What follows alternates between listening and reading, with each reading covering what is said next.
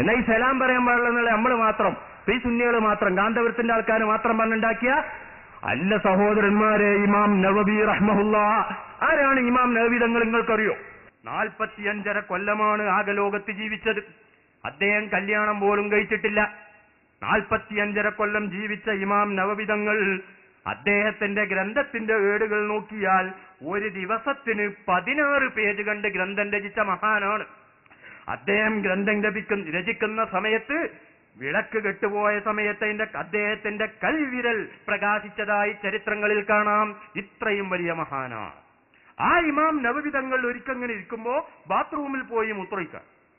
അങ്ങനെ ബാത്റൂമിൽ പോയി തിരിച്ചു വന്ന് നോക്കുമ്പോ തന്റെ തൊപ്പി എടുത്തിട്ടുണ്ട് ഒരു കള്ളൻ ഇങ്ങനെ ഓടുന്നു. തൊപ്പിയിട്ട് ഓടുകയാണ്. നമ്മളാണെങ്കിൽ എന്ത് ചെയ്യും? പടച്ചോനെ വെച്ചുത്തി വീടെങ്കിൽ വിചാരിച്ചല്ലോ നേർച്ചയാക്കും. ഇമാം നവവി എന്താ ചിന്തിച്ചത്?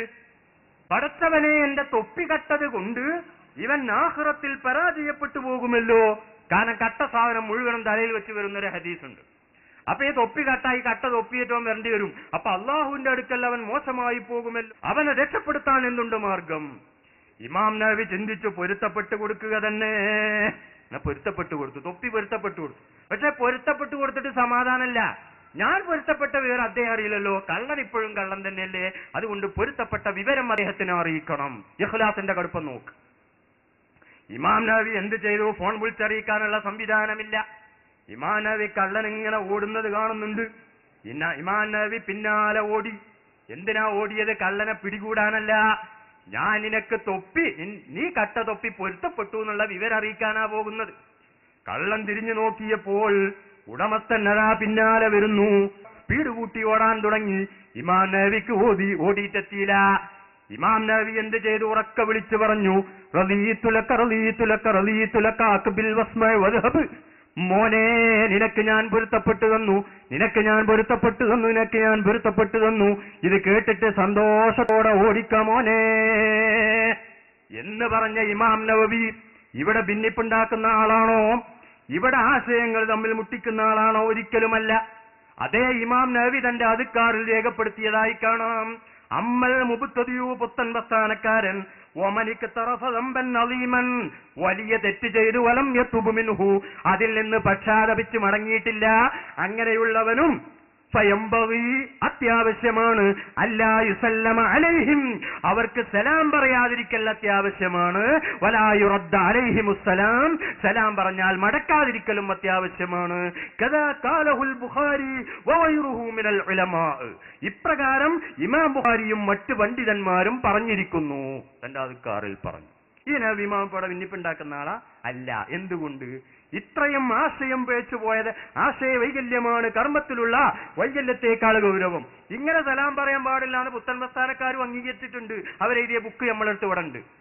സലാം പറയാൻ പാടില്ല, പേച്ചവർക്ക് സലാം പറയാൻ പാടില്ല എന്ന് എഴുതിയ ബുക്ക് നമ്മളെ കയ്യിൽ ഇവിടെ ഉണ്ട്.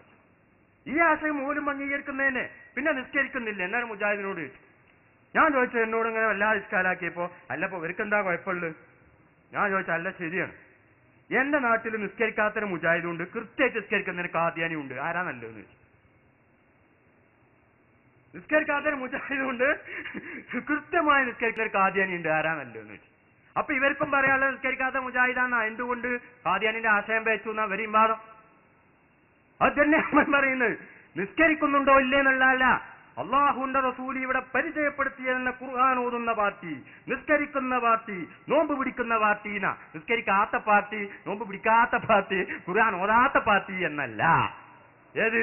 നബി സല്ലല്ലാഹു അലൈഹി, ഇതും കൂടി പറഞ്ഞ് ഞാൻ നിർത്താം. നബി സല്ലല്ലാഹു അലൈഹി വസല്ലം തങ്ങൾ തന്റെ ഒനീമത്ത് സ്വത്ത് ഓഹരി വെക്കുന്ന സമയത്ത് ഉൽഹുവൈസറത്ത് എന്നൊരു പേരായി വന്നിട്ട് റസൂലിനോട് പറഞ്ഞു, ഏതില്ല മുഹമ്മദ്, ഏതില്ല റസൂലുള്ളാഹി എന്നുണ്ട് ഒരു റിവായത്തിൽ, ഏതില്ല മുഹമ്മദ് എന്നുണ്ട് മറ്റൊരു റിവായത്തിൽ. മര്യാദയ്ക്ക് ഓഹരി വെച്ചോ, ഓഹരി വെക്കുന്നതിൽ നീതി കാണിക്കണം എന്നാണ്. റസൂലിനെ നീതി അടിപ്പിക്കുകയാണ്. ഇത് കേട്ട സമയത്ത് റസൂലുള്ള ദേഷ്യം പെട്ടുകൊണ്ട് ചോദിച്ചു, ഇല്ലം ഐദിൽ ഫമൻ യഅദിൽ, എടോ ലോകത്ത് നീതി പഠിപ്പിക്കാൻ വന്ന ഞാൻ നീതി കാണിക്കുന്നില്ലെങ്കിൽ ഇവിടെ നീതി കാണിക്കാൻ മറ്റാരാളുള്ളത്? ഇത് കേട്ട സമയത്ത് ഉമർ ഇബ്നുൽ ഖത്താബ് തങ്ങൾക്ക് ദേഷ്യം പിടിച്ചു.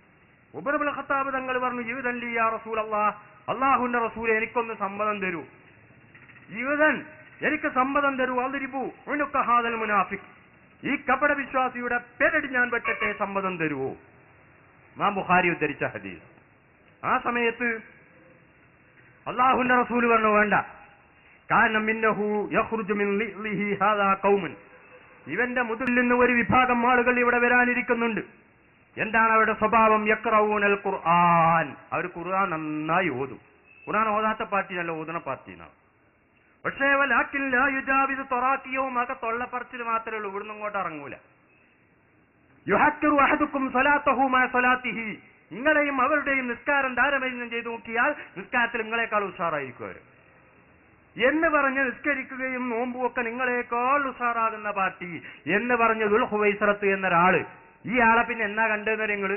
ഖവാരിജുമായിട്ട് അലി റളിയല്ലാഹു അൻഹുവിന്റെ യുദ്ധം നടക്കുന്ന സമയത്ത് ഖവാരിജിന്റെ ഭാഗത്ത് വെച്ച് ഇദ്ദേഹം കൊല്ലപ്പെട്ടു. അപ്പൊ ഖവാരിജുകളുടെ കൂട്ടത്തിലാണ് ഇദ്ദേഹം ഉണ്ടായിരുന്നത്. അവർ നിസ്കരിക്കുക, നോമ്പ് പിടിക്കുക തുടങ്ങി ഈ ജാതി വിഷയങ്ങളൊന്നും നോക്കി ആശയം തീരുമാനിക്കാൻ പറ്റില്ല. അതുകൊണ്ട് നമുക്ക് രക്ഷ കിട്ടണോ? അല്ലാഹുവിന്റെ റസൂല് പഠിപ്പിച്ച ആശയം, ആ റസൂലിൽ നിന്ന് നേരിട്ട് ദീൻ പഠിച്ച സഹാബത്ത് പഠിപ്പിച്ച ആശയം, ആ സഹാബത്തിൽ നിന്ന് നേരിട്ട് ദീൻ പഠിച്ച താബിഈകൾ പഠിപ്പിച്ച ആശയം, ആ താബിഈങ്ങളിൽ നിന്ന് തബഉ താബിഈങ്ങളായി തലമുറയായി ഇങ്ങോട്ട് വന്ന ആശയം ഏതാണോ അതാണ് ശരിയായ ദീന്, അതാണ് അഹ്ലുസുന്ന വൽ ജമാഅ എന്ന് പണ്ഡിതന്മാർ മുഴുക്കെ പ്രഖ്യാപിച്ചത്.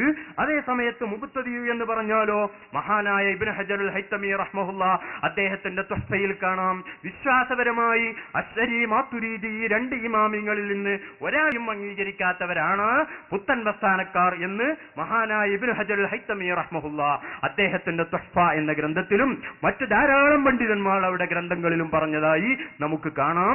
അതുകൊണ്ട് അല്ലാഹു സുബ്ഹാനഹു വ തആല സത്യം സത്യമായി മനസ്സിലായി അത് അംഗീകരിക്കുവാനും അസത്യം അസത്യമായി മനസ്സിലാക്കി അത് ദൂരീകരിക്കുവാനും നമുക്കും നമ്മോട് ബന്ധപ്പെട്ട എല്ലാവർക്കും തൗഫീഖ് നൽകുമാറാകട്ടെ എന്ന് മാത്രം പ്രാർത്ഥിച്ചുകൊണ്ട് ഞാൻ തൽക്കാലം അവസാനിപ്പിക്കുകയാണ്. ഇൻഷാ അല്ലാഹ് ഇനിയുടെ ചോദ്യോത്തര അതാണ് തുടങ്ങാൻ പോകുന്നത്. അത് വേണ്ടവർക്കൊക്കെ ചോദിക്കാം, നമുക്ക് ചർച്ച ചെയ്യാം.